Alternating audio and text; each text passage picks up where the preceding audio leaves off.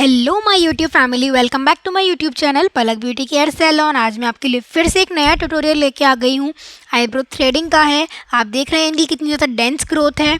अब आप इनका आफ्टर का लुक देखिए, कितनी अच्छी और कितनी पॉइंटेड शेप की इनकी आईब्रोज बनी हुई हैं और बहुत सुंदर लग रही हैं। पहले इनकी अगर आप आईब्रोज आपने देखी होंगी, आप इस वीडियो में देख रहे होंगे, इनकी आईब्रोज की ना ऊपर की जो पूरी ग्रोथ है ना वो निकाली हुई है। जहाँ भी इन्होंने पहले बनवाई थी आप देख रहे होंगे पूरी ग्रोथ ऊपर की निकली हुई है। अब इसमें इनको चाहिए पॉइंटेड शेप चाहिए और इनको ग्रोथ भी कम नहीं करवानी और इनकी ग्रोथ काफ़ी ज़्यादा डेंस है, ये भी आप देख रहे होंगे। तो चलिए बनाना स्टार्ट करते हैं। जैसा क्लाइंट ने बोला है पॉइंटेड शेप आईब्रो, कर्व भी चाहिए, स्लाइट आर्क होनी चाहिए। तो चलिए स्टार्ट करते हैं बनाना। उससे पहले जो भी मेरे न्यू व्यूअर्स हैं, जो पहली बार मेरे चैनल पे आए हैं और वीडियो को वॉच कर रहे हैं, तो गाइज़ वीडियो वॉच करने से पहले वीडियो को पॉज कर लो और जाके वीडियो को लाइक कर लो और जल्दी से जाके चैनल को सब्सक्राइब कर लेना, नोटिफिकेशन आइकन प्रेस कर लेना, जिससे आने वाली हर वीडियो का नोटिफिकेशन आपको मिलता रहेगा। क्योंकि मैं तो रोज़ आपके लिए कुछ ना कुछ नया ट्यूटोरियल लेके आती ही हूँ, जिससे मैं आपको रोज़ कुछ ना कुछ नया सिखा सकूँ। इसलिए जल्दी से जाके चैनल को सब्सक्राइब कर लो, जिससे आपको भी रोज़ वीडियो का नोटिफिकेशन मिल जाया करेगा और आप भी वीडियो को बिना किसी डिफ़िकल्टी के आराम से वॉच करके रोज़ कुछ ना कुछ नया सीख पाएंगे। चलिए स्टार्ट करते हैं हमारा आईब्रो थ्रेडिंग ट्यूटोरियल। हमेशा की तरह सबसे पहले मैं नीचे से ही आईब्रो बनाना स्टार्ट करती हूँ, क्योंकि मेरे लिए वही प्रेफरेबल रहता है। आईब्रोज़ में हर किसी को उठाव चाहिए होता है, कर्व चाहिए होता है, पॉइंटेड शेप चाहिए होता है, तो उसको हम हमेशा नीचे से ही देते हैं। कभी भी आप पॉइंटेड या कर्व शेप अगर आप ऊपर से आईब्रो बनाएंगे ना तो कभी भी नहीं आएगा। हमेशा ऊपर से बनाने पे आईब्रो, ऊपर से ग्रोथ को क्लीन करने में हमेशा आपको एक ही तरह का शेप मिलेगा, जो है स्ट्रेट शेप। आईब्रो बिल्कुल सीधी हो जाएगी आपकी, उसमें कोई भी शेप नहीं रह जाएगा। अगर आपको चाहिए कि आपकी क्लाइंट की आईब्रो में उठाव आए, कर्व आए, माउंटेन आर्क शेप चाहिए, स्लाइट आर्क शेप चाहिए, पॉइंट चाहिए, कर्व चाहिए, तो ये सारे शेप्स आपको सिर्फ एक ही उसमें मिलेंगे, एक ही कंडीशन में, कि आप नीचे से फिनिशिंग दीजिए आईब्रोज में। सबसे पहले आप गाइडलाइन देख लीजिए कि आपको कहाँ से बनाना स्टार्ट करना है। इन कस्टमर की आईब्रोज में ग्रोथ काफ़ी ज़्यादा ऊपर से निकली हुई थी, तो ऊपर से तो मैंने पहले बनाना स्टार्ट ही नहीं किया। नीचे से ही जितनी भी एक्स्ट्रा ग्रोथ थी उसके थ्रू मैंने आर्क शेप में बनाया है। ऊपर से नीचे, नीचे से ऊपर। जैसे माउंटेन शेप नहीं होता है, बिल्कुल वैसे ही हम थ्रेड चलाते हैं। नीचे आगे की तरफ चलाएंगे ऊपर से नीचे, और पीछे की तरफ चलाएंगे नीचे से ऊपर की तरफ। नोट कर लीजिए ये आप, और थोड़ा विजुलाइज़ करेंगे आप। थोड़ा सा देखिए वीडियो में और फिर खुद दिमाग में अपना विजुलाइज़ करिए अपने माइंड में कि हमें जब आर्क शेप बनाना होता है तो हम नीचे से थ्रेड किस तरह चलाएं कि हमारा आर्क शेप आए। जब हमें कर्व शेप बनाना है तो सेमी सर्कल में थ्रेड चलाना होता है, तो किस तरह से थ्रेड चलाएंगे। तो ये सब चीज़ें ना आपको थोड़ा देखनी पड़ेंगी। पहले जितनी वीडियोस हो सकें उतनी वीडियोस वॉच करिए। उसके बाद अगर आप प्रैक्टिस नहीं कर पा रहे हैं, अभी बिगनर हैं, तो आप क्या कर सकते हैं, आप अपने माइंड में ही विजुलाइजेशन करिए। विजुलाइजेशन में बहुत बड़ी पावर होती है, जो आपको बिना प्रैक्टिस के ही आपको एक रोड मैप तो मिल जाएगा।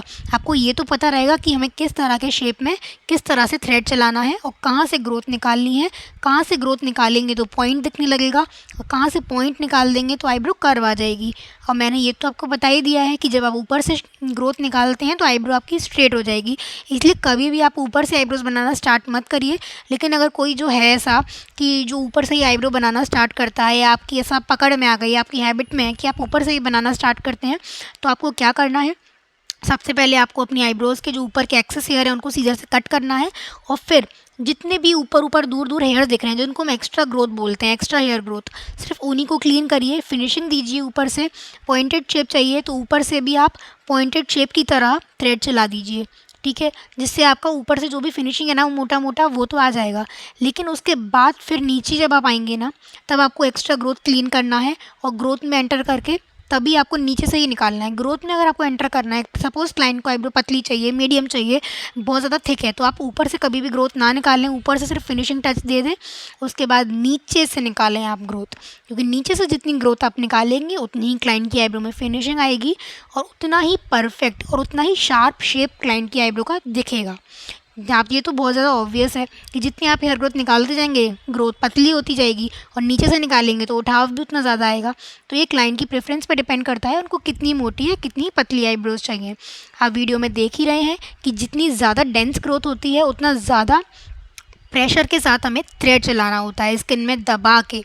अगर सपोज़ इन क्लाइंट की तो यंग स्किन थी, तो इतना प्रॉब्लम नहीं आया थ्रेडिंग बनाने में। सपोज़ किसी क्लाइंट की बहुत ज़्यादा डेंस ग्रोथ है और मैच्योर स्किन है, तो ऐसे में आप क्या करेंगे, ऐसे में आपको क्लाइंट की स्किन बहुत ज़्यादा अच्छे से स्ट्रेच करवानी है, वरना कट आएंगे ही आएंगे, कोई भी पॉसिबिलिटी नहीं है कि कट ना आए। अगर मैच्योर स्किन है तो स्किन जो है वो बहुत लूज़ हो जाती है, बहुत पतली हो जाती है, तो स्किन जो है वो थ्रेड में बहुत जल्दी जल्दी आने के चांसेस रहते हैं, और जहाँ स्किन थ्रेड में आ गई वहाँ कट लग जाएगा और बहुत स्किन रेड हो जाएगी और क्लाइंट को भी पेन होगा। तो बहुत ऑब्वियस बात है, इसलिए आप स्किन को अच्छे से स्ट्रेच करवाइए, यंग हो चाहे मैच्योर। जितने अच्छे से स्किन स्ट्रेच रहेगी और जितना दबा के, दूसरा पॉइंट है, जितना दबा के आप थ्रेड चलाएंगे, जितना प्रेशर के साथ आप अपने लेफ्ट हैंड को स्किन में प्रेस करते हुए थ्रेड को चलाएंगे ना, उतनी ईजिली क्लाइंट की हेयर ग्रोथ आराम से निकल जाएगी और क्लाइंट को पेन भी नहीं होगा। तो ये बहुत ईजी टेक्निक है आईब्रोज़ बनाने की। ये तो आपको प्रैक्टिस करेंगे धीरे धीरे धीरे धीरे तो आपको खुद अपनी समझ में आएंगे कि आपकी शॉर्टकमिंग्स कहाँ आ रही हैं, आपको फिर कहाँ इम्प्रूव करने की ज़रूरत है, किस तरह से आप थ्रेड चला रहे हैं, किस तरह से आपकी थ्रेड चलाने की टेक्निक में इम्प्रूवमेंट चाहिए। तो ये सब चीज़ें आप जब प्रैक्टिस करेंगे ना, तो धीरे धीरे ही आपकी माइंड में आती जाएंगी और आपको परफेक्ट बनाती जाएंगी। साथ ही साथ आप क्लाइंट का फॉरहेड भी क्लीन करते जाइए, जिससे क्लाइंट की जो आईब्रो है उसमें और ज़्यादा क्लैरिटी आएगी। ये तो जो मेरे रेगुलर व्यूअर्स हैं, जो रोज़ वीडियो को वॉच करते हैं, रोज़ कुछ ना कुछ मेरे ट्यूटोरियल से सीखते हैं, उनको ये चीज़ पता होगी कि मैं हर वीडियो में ये चीज़ ज़रूर मेंशन करती हूँ कि जब आप फॉरहेड क्लीन करते हैं आईब्रो के साथ, तो आईब्रोज़ में और ज़्यादा क्लैरिटी आती है। और आप जो ये देख रहे हैं ना, इनके साइड साइड में कितने ज़्यादा ब्लैक हेयर्स हैं, इससे इनका फॉरहेड काफ़ी डल लग रहा है। और ये हेयर्स जब क्लीन हो जाएंगी ना, तो फेस में भी एक अल्टीमेट चेंज आएगा, आपका फेस अच्छा लगेगा, क्योंकि जो फेशियल हेयर्स होते हैं ना, वो फेस की ब्यूटी को डल कर देते हैं। और यहीं आप फेस वैक्स करा लीजिए, या फिर फेस के जो हेयर्स है वो उनको थ्रेड के थ्रू क्लीन करा लीजिए, थ्रेडिंग के थ्रू, तो आपका फेस ना बहुत ज़्यादा अच्छा लगने लगता है। आधी जो आपकी ब्यूटी होती है ना, वो तो वहीं इंप्रूव हो जाती है, वहीं अच्छी लगने लगती है। इसलिए फॉरहेड तो क्लीन कर ही दीजिएगा। अगर क्लाइंट ना बोले तो आप कन्विंस करिएगा, क्लाइंट को ज़्यादा पेन हो रहा है, ऐसा हो रहा है, तो वैक्स के थ्रू भी आप फॉरहेड क्लीन कर सकते हैं। लेकिन बहुत कई क्लाइंट ऐसे भी आते हैं जिनको लगता है कि नहीं, हमें फॉरहेड क्लीन करवाना ही नहीं है, हम तो करवाते ही नहीं है। कई लोगों का ये दिमाग में मिथ होता है कि अगर हम फॉरहेड क्लीन करवा लेंगे तो वहाँ पे नेक्स्ट टाइम और ज़्यादा हेयर ग्रोथ आएगी। ये अपर लिप्स के लिए भी होता है, कई लोग ये सोच के रखते हैं, दिमाग में इनके बन जाती है ये चीज़ कि अगर हमने सपोज़ फेस पे वैक्स करा ली बहुत ज़्यादा हेयर से, तो अगली बार और ज़्यादा, नेक्स्ट टाइम और ज़्यादा हेयर्स आ जाएंगे, डबल ट्रिपल अमाउंट में। अपर लिप्स करा लिए तो और ज़्यादा फेशियल हेयर्स आ जाएंगे। लेकिन ये बहुत बड़ा मिथ है, ये हर किसी की बॉडी पे इम्प्लीमेंट नहीं होता, क्योंकि हर किसी की बॉडी टाइप अलग अलग होता है और सबकी हेयर ग्रोथ अलग अलग होती है। बहुत कम चांसेस ऐसे होते हैं कि आपके जो हेयर्स हैं वो बहुत ज़्यादा आ रहे हैं। आप एक बार हाथ पे वैक्सिंग करा के देख लीजिए, छोटे से पार्ट पे। अगर फिर आपको लग रहा है कि एक महीने के बाद आपको लग रहा है कि ग्रोथ बहुत ज़्यादा आ रही है, तो हो सकता है कि आपकी ग्रोथ फेस पे भी ज़्यादा है, क्योंकि हमारी बॉडी एक जैसा ही रिएक्ट करती है सारे पार्ट्स में, तो आप मत करवाइए।